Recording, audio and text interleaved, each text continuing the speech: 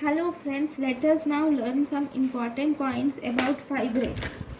Fibrates will mainly activate the enzyme lipoprotein lipase, which is very important for converting very low density cholesterol to cholesterol, and this effect is activated by the receptor peroxisome proliferator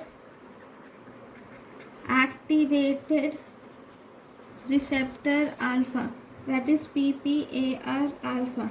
With the help of PPAR alpha, it will activate lipoprotein lipase synthesis. Okay, this is LPL. What is LPL? Lipoprotein lipase.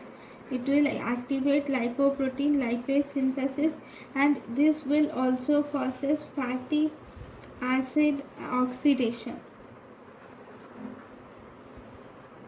Okay, these fibrates will also decrease the triglyceride levels also. And if you see in the fibrates, we have second generation fibrates. Okay, these second generation fibrates have increased LDL expression, also cause increased LDL expression in the liver.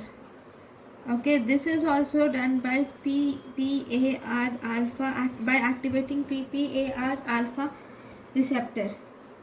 Thank you for watching.